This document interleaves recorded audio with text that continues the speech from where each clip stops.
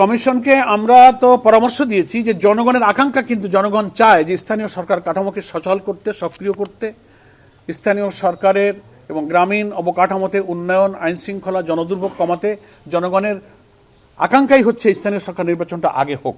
আমরা জনগণের এই আকাঙ্ক্ষার সাথে সমর্থন এবং সম্মান ব্যক্ত করেছি। আমরা আমাদের আজকের প্রস্তাবনার মধ্যে বলেছি সেটা হচ্ছে প্রপোর্শনাল রিপ্রেজেন্টেশন, পিআর, আনুপাতিক প্রতিনিধিত্ব হারে যে নির্বাচনের ব্যবস্থা আধুনিক গণতান্ত্রিক বিশ্বে প্রায় 60টির অধিক দেশে এটা প্রচলিত আছে। নির্বাচনকে কালো টাকা এবং পেশি শক্তি থেকে মুক্ত করে ফ্রি ফেয়ার একটা ইলেকশন এবং পার্লামেন্টকে যদি দক্ষ পার্লামেন্টারদের দ্বারা, আইন প্রণেতাদের দ্বারা পরিচালিত করতে হয় তাহলে এই পদ্ধতিটাই বাংলাদেশের জন্য খুবই উপযোগী। এটা আমরা প্রপোজ করেছি। আমরা বলেছি যে আরপিওতে 9 এর যে আর্টিকেল আছে, অনুচ্ছেদ 91 এর এ, 91 এ যে অনুচ্ছেদ আছে সেটা গত সরকার বেআইনিভাবে নির্বাচন কমিশনের এই অধিকারকে তারা খর্ব করেছিল, রাজনৈতিক উদ্দেশ্যে তারা খর্ব করেছিল, যেখানে আমরা বলেছি যে এটাকে পুনর্বহাল করতে হবে। যে কোনো নির্বাচনে অনিয়ম হলে ইলেকশন কমিশনকে সেই আইনে এখতিয়ার দেওয়া হয়েছিল অনুচ্ছেদে যে তারা আংশিক বা পুরো বাতিল করতে পারে। এটা গত সরকার পলিটিক্যাল ইন্টেনশনে তারা এটাকে তুলে নিয়েছিল, বাতিল করেছিল। এটাকে আমরা পুনর্বহাল করতে দাবি করেছি। নেক্সট আমরা বলেছি প্রবাসী ভোটারদের ভোট ইনশিওর করতে হবে। প্রায় 1 কোটির অধিক ভোটার কিন্তু আমাদের প্রবাসে তারা আছে, এটাকে আমরা ইনশিওর করতে বলেছি। এবং আমাদের ভোটার তালিকায় নাম অন্তর্ভুক্ত করার ব্যাপারে যে প্রক্রিয়া চলছে সেক্ষেত্রে প্রশাসনিক, ইউনো অফিস, নির্বাচনের সাথে সংশ্লিষ্ট কর্মকর্তাদের হয়রানির বিষয়গুলো, অনেক ফাইলগুলো পেন্ডিং পড়ে আছে নানান ইস্যুতে, সেগুলো নিরসনের জন্য আমরা অনুরোধ করেছি।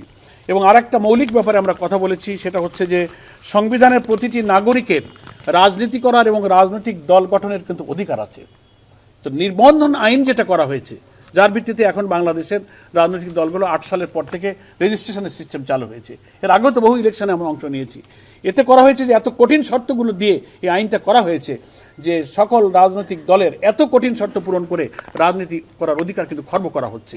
এই জন্য আমরা এটা বলেছি যে এই আইনটা বাংলাদেশের সংবিধানের সাথে সাংঘর্ষিক, এটা বাতিল করা উচিত। রাজনীতি এবং দল করার অধিকার সকলের আছে, কঠোর শর্ত দিয়ে এখানে বিঘ্ন সৃষ্টি করা হয়েছে। এবং আমরা বলেছি সরকারি কর্মকর্তা এবং রাষ্ট্রের লাভজনক পদে অধিষ্ঠিত যারা, তাদের চাকরি থেকে বা দায়িত্ব থেকে অব্যাহতি অন্তত কমপক্ষে 3 বছর পূর্ণ না হলে তাদেরকে নির্বাচনে যোগ্য করা যাবে না। এই সমস্ত মেইন বিষয়গুলোতে আমরা আলোচনা করেছি। আমরা বলেছি গভর্নমেন্ট একটা টেন্টেটিভ আইডিয়া দিয়েছে, তারা যদি তাদের ঘোষিত সময়ে সংস্কারের প্রয়োজনীয়তা সম্পূর্ণ শেষ করে নির্বাচন ফ্রি ফেয়ার করতে পারেন, তাতে আমাদের কোনো আপত্তি নেই। মাস আমাদের কাছে ফ্যাক্টর নয়। মাস হচ্ছে যে সংস্কারটা পূর্ণ করে ইলেকশন ফেয়ার হবে কিনা, সেটার জন্য যে মাস লাগে আমরা তার জন্য প্রস্তুত আছি। একটা গণতান্ত্রিক দেশে নানান ইস্যুতে ভিন্ন মত তো থাকতেই পারে, এ ব্যাপারে আমাদের কোনো মন্তব্য নেই। আমাদের একটা মত দিয়েছি, তার সাথে আরেকটা দলের ভিন্ন মত থাকতে পারে। That is the beauty of democracy. এটা হতেই পারে না, ওইটা আপনার মন্তব্য, আপনার একার মন্তব্যই তো জাতির মন্তব্য হবে না। কোন মানুষের, সে মানুষ কারা? মানে আপনি একা বললে তো সব মানুষ হয়ে যাবে না। প্লিজ। 300 আসনে নির্বাচন করার সক্ষমতা জামাত ইসলামের আছে। আমরা 300 আসনে প্রার্থী আমরা প্রস্তুত করে ফেলেছি। প্রাথমিক বাছাই প্রক্রিয়া চলছে, অফিসিয়ালি সেন্ট্রাল ডিক্লারেশন হয়নি, তবে লোকালি বিভিন্ন জায়গায় বাছাই প্রক্রিয়া হচ্ছে, সে খবরগুলো গণমাধ্যমে আসছে, আপনারা এটা দেখতে পাচ্ছেন। এটা আদালতে আমাদের শুনানি চলছে, আমরা ইনশাআল্লাহ আদালতে সুবিচার পাবো, আমরা সেটা আশা করছি।